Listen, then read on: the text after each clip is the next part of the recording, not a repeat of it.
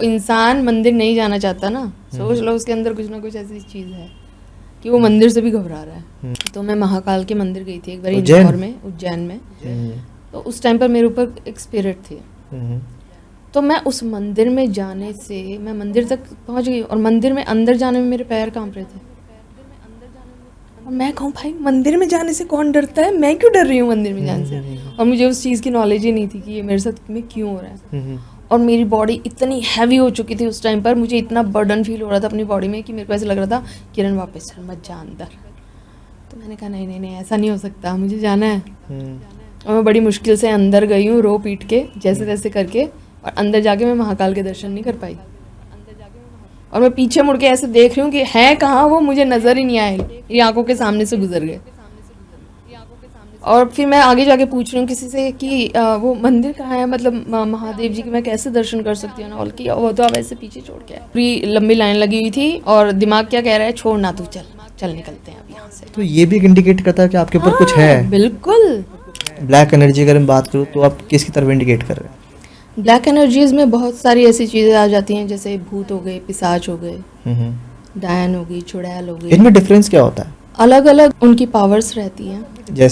जैसे कि पिशाच को अगर मैं बोलूँ तो बहुत ज़्यादा नीडी एनर्जी होती है, बहुत को डिपेंडेंसी में रखने वाली एनर्जी होती है ये। किस चीज़ के लिए नीडी होती है मैम? जैसे कि सेक्सुअल लस्ट जिसको हम बोलते हैं ना, कि हम बहुत ज़्यादा लस्टी हो रहे हैं, तो ये पिशाच का एक बहुत बड़ा कारण बन सकता है। मतलब पिशाच अगर आपके ऊपर है तो आपके अंदर ये चीज़ एग्जिस्ट करेगी, और आपको खुद भी नहीं समझ में आएगा कि ये मेरे साथ में क्यों हो रहा है। मतलब मैं अपने आप को रोक क्यों नहीं पा रहा हूँ। जैसा कि आपने देखा होगा कुछ लोग बोलते हैं कि मैं अपने ऊपर कंट्रोल नहीं कर पाता हूँ।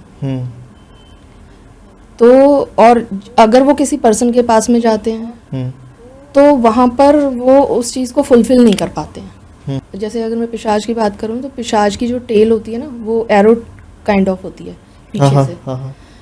तो वो एक तरीके का इम्प्लांट होता है। अगर पिशाच आपके ऊपर है तो वो अपनी टेल को इम्प्लांट करके रखता है आपके सेक्सुअल ऑर्गन में, ताकि वो आपकी इस नीड को ना जनरेट करता रहे और वहाँ से आपकी एनर्जी को सक करता रहे।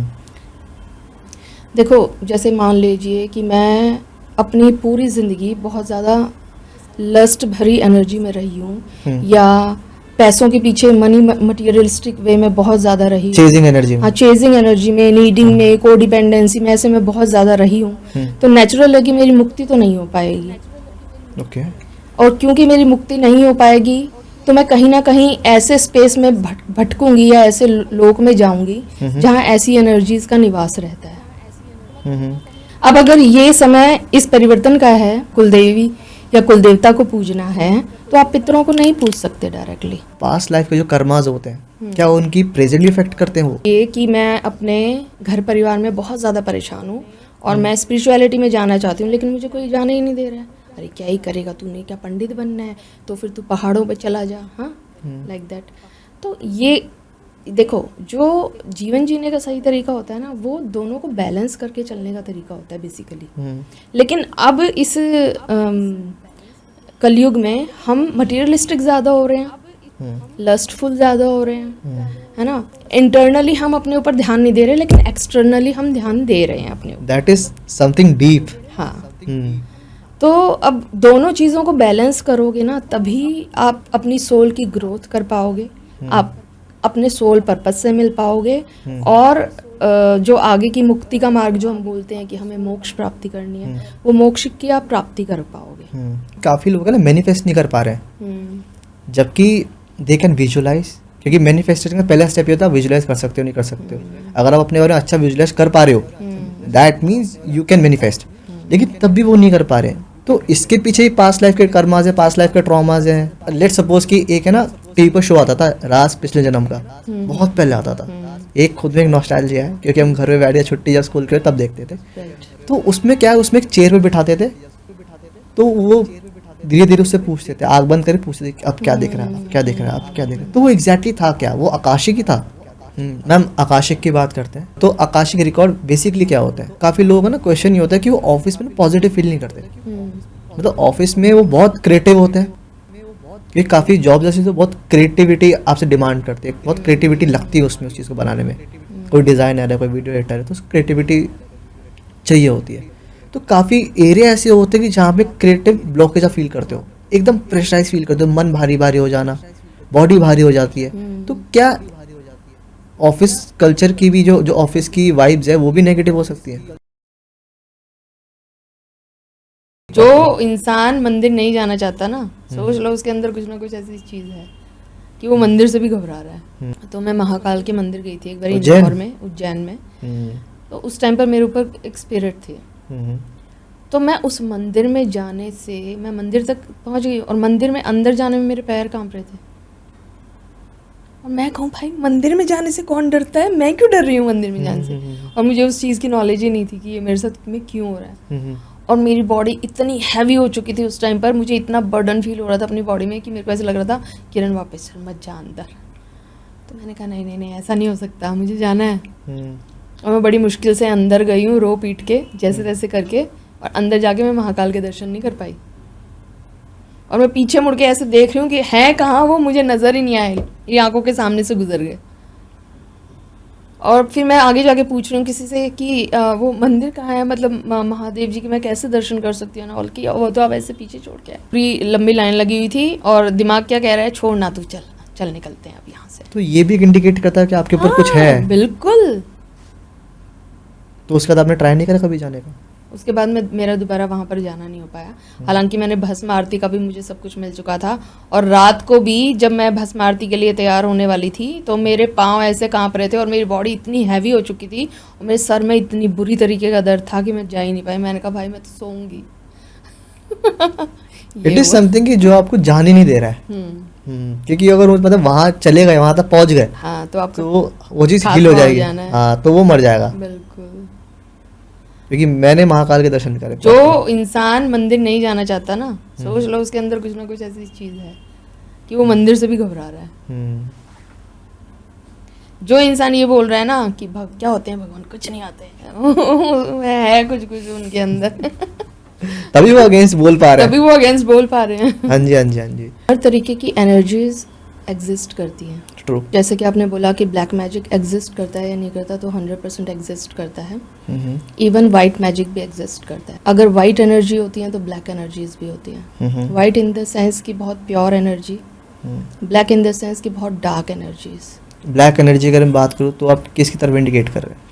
ब्लैक एनर्जीज में बहुत सारी ऐसी चीज़ें आ जाती हैं, जैसे भूत हो गए, पिशाच हो गए, डायन हो गई, चुड़ैल हो गई। इनमें डिफरेंस क्या होता है? अलग अलग उनकी पावर्स रहती हैं।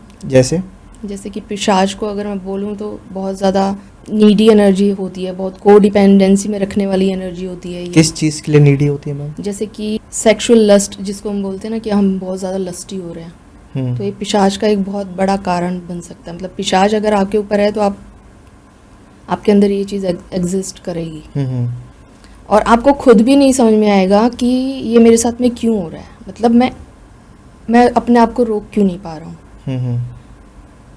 और जैसा कि आपने देखा होगा, कुछ लोग बोलते हैं कि मैं अपने ऊपर कंट्रोल नहीं कर पाता हूँ।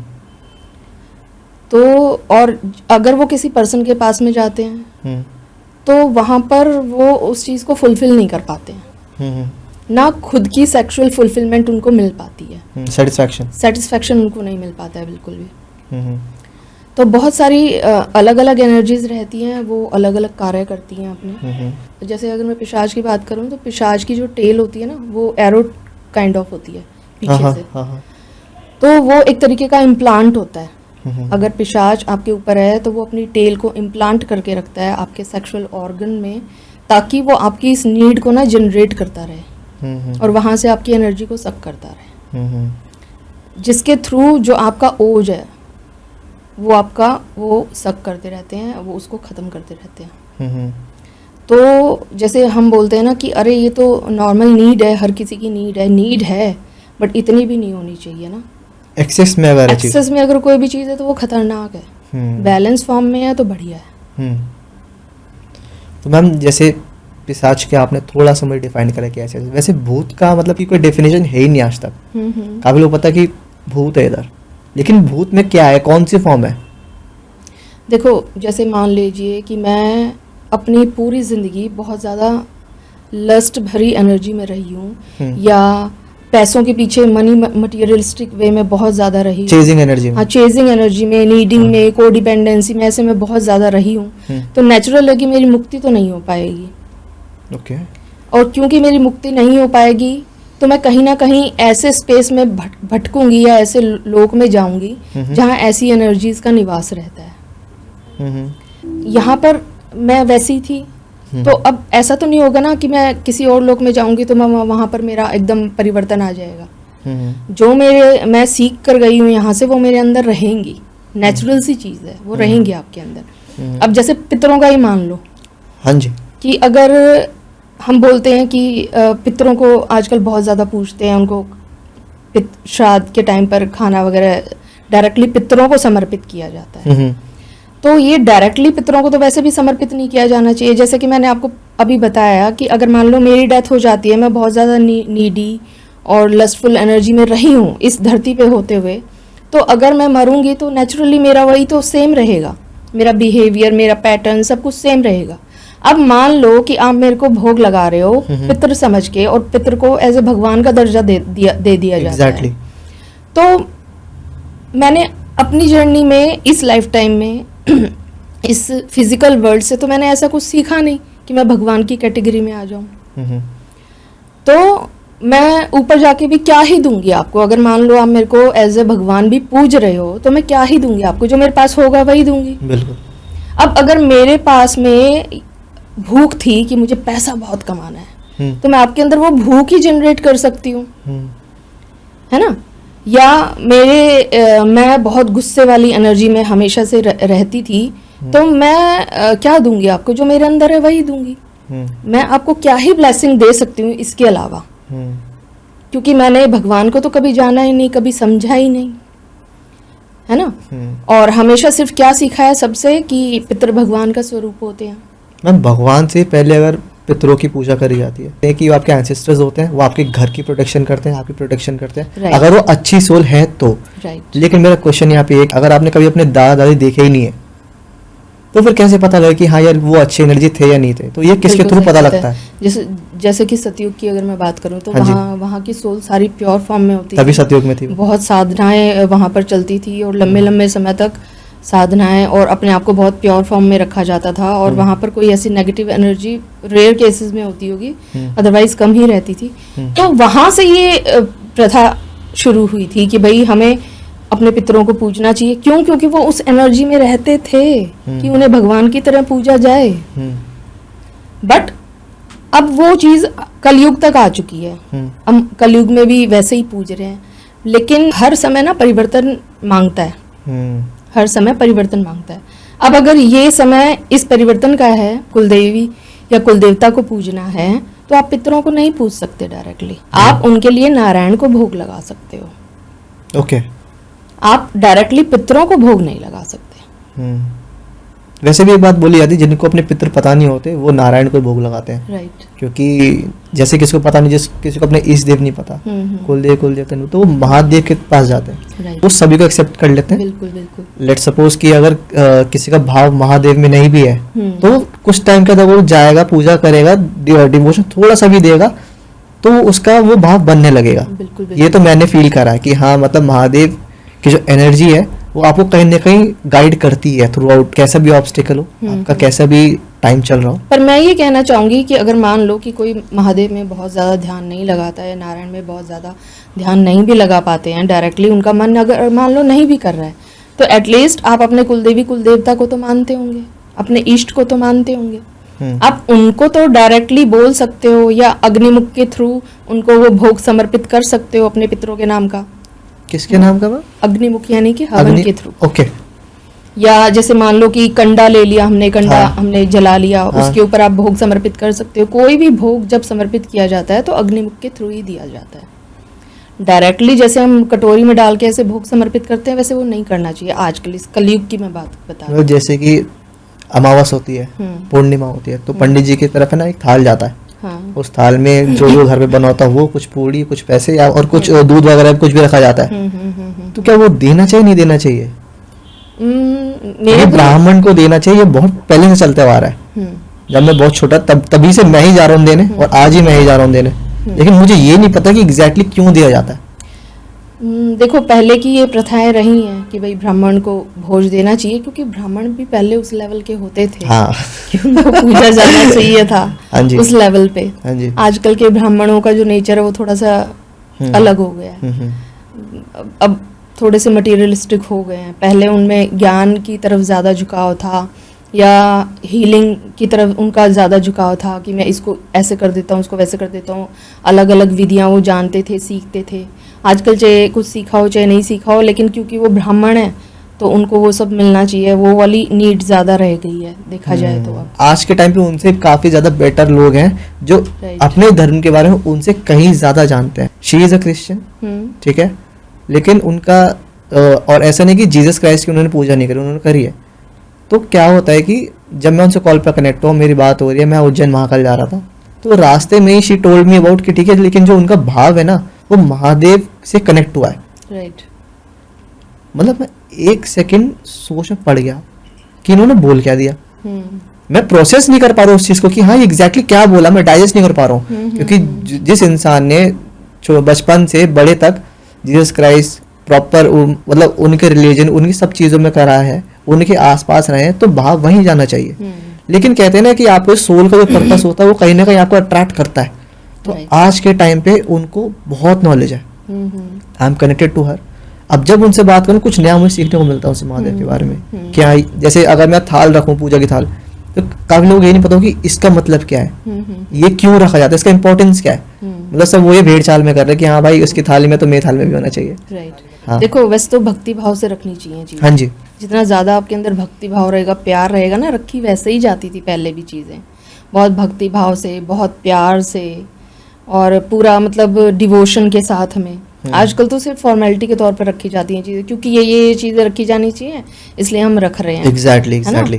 तो जैसे मेरा अगर मेरे भगवान को श्रृंगार करने का मन है, या मैं अपने समय पर अगर मैं सतयुग में थी, अगर मेरा उनका श्रृंगार करने का या उनको अब चीज़ें अपने भाव से समर्पित करने का मन होता था, तो मैं वो किया करती होंगी उस टाइम पर, है ना।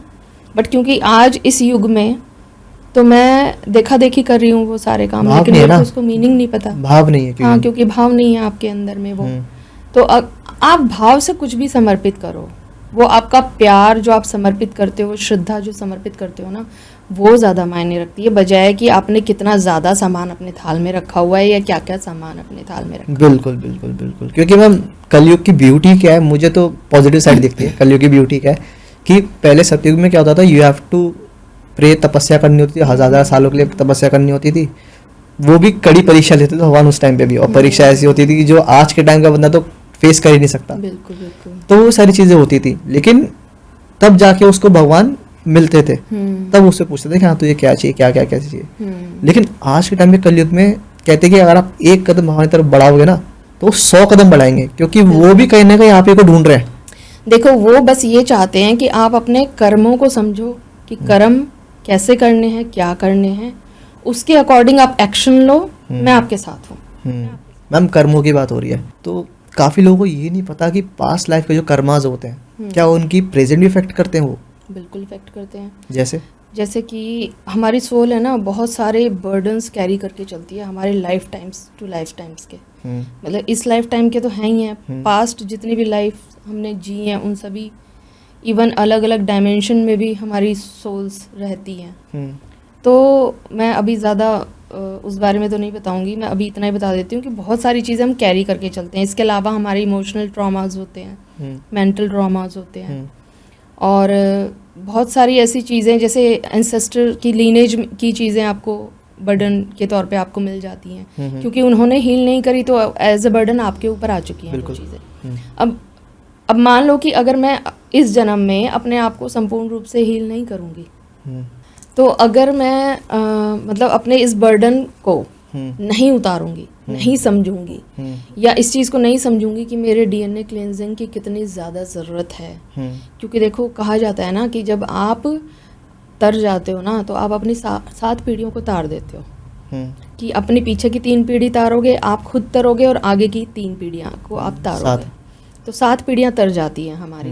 कैसे तरेंगी? सबसे पहले तो आपको कर्म प्रधान बनना होगा। अब कर्म प्रधान में क्या क्या चीज़ें आपने देखनी समझनी है कि कैसे मुझे बिहेव करना है, कैसे मुझे अगर कोई चीज़ जो मैं समझना चाह रहा हूँ उस समझने के लिए अगर मुझे रोकी जा रही हैं, अगर आप राइट पाथ पर हैं, आपको पता है आप राइट पाथ पर हो, या नहीं पता है तो आप गाइडेंस लेकर राइट पाथ पर चल रहे हो, फिर भी आपके बीच में वो मुश्किलें आ रही हैं, तो उनको पार कैसे आपको करना है। जैसे ही आप एक एक्शन लेते हो ना, भगवान दूसरा एक्शन आपके लिए खुद ब खुद ले लेता है, लेकिन पहला एक्शन तो आप ही लोगे। वो तो स्टार्ट आपको करना पड़ेगा, and starting is always the hardest. बिल्कुल। ये कि मैं अपने घर परिवार में बहुत ज़्यादा परेशान हूँ और मैं स्पिरिचुअलिटी में जाना चाहती हूँ, लेकिन मुझे कोई जाने ही नहीं दे रहा है। अरे क्या ही करेगा तूने, क्या पंडित बनना है, तो फिर तू पहाड़ों पे चला जा, हाँ, लाइक दैट। तो ये देखो, जो जीवन जीने का सही तरीका होता है ना, वो दोनों को बैलेंस करके चलने का तरीका होता है बेसिकली। लेकिन अब इस कलयुग में हम मटेरियलिस्टिक ज़्यादा हो रहे हैं, लस्टफुल ज़्यादा हो रहे हैं, है ना। इंटरनली हम अपने ऊपर ध्यान नहीं दे रहे, लेकिन एक्सटर्नली हम ध्यान दे रहे हैं अपने ऊपर। That is something deep. हाँ। तो अब दोनों चीज़ों को बैलेंस करोगे ना, तभी आप अपनी सोल की ग्रोथ कर पाओगे, आप अपने सोल पर्पस से मिल पाओगे, और जो आगे की मुक्ति का मार्ग जो हम बोलते हैं कि हमें मोक्ष प्राप्ति करनी है, वो मोक्ष की आप प्राप्ति कर पाओगे। बिल्कुल। देखो, जैसे कि अगर मान लो कि मेरे को बचपन में कभी किसी का प्यार नहीं मिला, ओके, ना फादर का ना मदर का, मैं अब बड़ी होके क्या सोचूंगी, शादी हो जाएगी ना, मेरा पति मुझे बहुत प्यार करेगा, है ना। एक वो थॉट रहेगा, रहता है बिल्कुल। अब मान लो वहाँ पे भी नहीं मिल रहा, तो आप क्या कहोगे? अब आप इतने ज़्यादा ट्रॉमेटाइज हो चुके हो कि फिर आप क्या सोचोगे, मेरा बच्चा मुझे प्यार करेगा। क्या आपने कभी खुद को अपने आप से प्यार किया? जिस दिन आप अपने आप से प्यार करने लग जाओगे ना, उस दिन वो जो आपको ट्रॉमा ये मिला हुआ है ना, प्यार ना मिलने का, वो ऑटोमेटिकली रिलीज, वो जो वॉइड है वो अपना फिल हो जाएगा। बिल्कुल। सेल्फ लव में आना बहुत ज़रूरी है। अब उनके अगर पेरेंट्स ने ऐसा कुछ सिखाया होता कि दोनों चीज़ों को बैलेंस करके चलना है, स्पिरिचुअलिटी को भी, और ये जो भौतिक वर्ल्ड है, भौतिक वर्ल्ड में जैसे हमने अपने कर्म निभाने हैं भाई बहनों माँ बाप के साथ में, या हमने स्कूल जाना है, या हमने पढ़ाइयाँ करनी है, या हमने जॉब करके पैसा कमाना है, या हमने वो सब चीज़ें प्रोवाइड करनी है अपनी फैमिली को, ये भौतिक वर्ल्ड हो गया। तो आध्यात्मिक वर्ल्ड और भौतिक वर्ल्ड दोनों को जब आप साथ में लेकर आपको सिखा दिया जाता, तो शायद ये जो इतने दरवाजे खटखट रहे होते हैं ना आजकल, वो खटकते ही ना। Very true ma'am, very true ma'am. एक क्वेश्चन मेरा है कि काफ़ी लोग है ना मैनिफेस्ट नहीं कर पा रहे हैं, जबकि दे कैन विजुअलाइज, क्योंकि मैनिफेस्टेशन का पहला स्टेप ये होता है विजुअलाइज कर सकते हो नहीं कर सकते हो। अगर आप अपने बारे में अच्छा विजुअलाइज कर पा रहे हो, that means you can manifest, लेकिन तब भी वो नहीं कर पा रहे हैं, तो इसके पीछे ही पास्ट लाइफ के कर्माज है, पास्ट लाइफ के ट्रॉमाज हैं। हाँ, पास्ट लाइफ के कर्माज, ट्रॉमाज, और इमोशनल, मेंटली, फिजिकली, एस्ट्रली, हर प्रकार की चीज़ें हैं। लेट्स सपोज कि एक है ना टीवी पर शो आता था राज पिछले जन्म का, बहुत पहले आता था, एक खुद में एक नॉस्टैल्जिया है, क्योंकि हम घर में बैठ या छुट्टी या स्कूल के तब देखते थे।